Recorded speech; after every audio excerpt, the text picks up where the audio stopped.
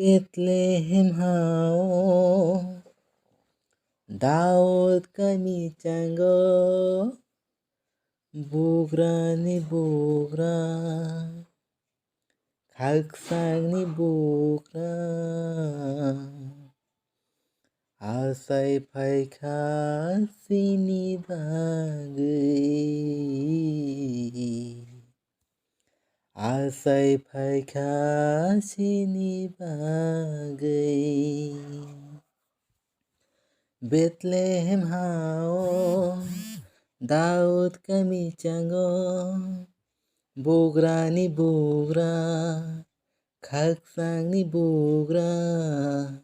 asai phaikha sini bagai asai phaikha sini bagai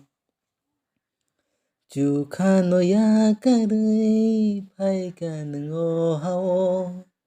borok ni sajla phaikha gwal logo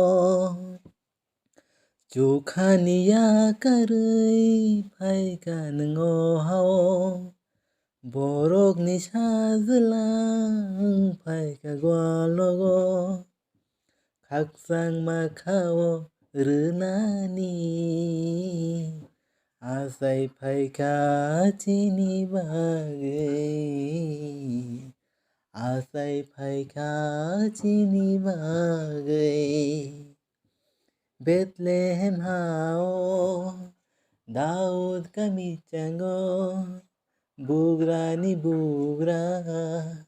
khaksang ni bugra asai phaikha chini bagai asai phaikha sini bagai Menak jak sengsaro pohor sok paikha sumso gokha jagro pyogai rwjakha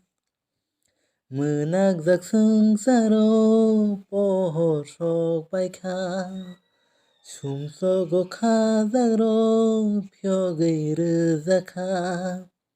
Chukha ni yaklai kainani asai phaikha sini bagai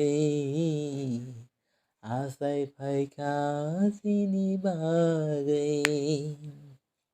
Bethlehem hao Daud kami canggo bugra ni bugra khaksang ni bugra asai phaikha sini bagai asai phaikha chini bagai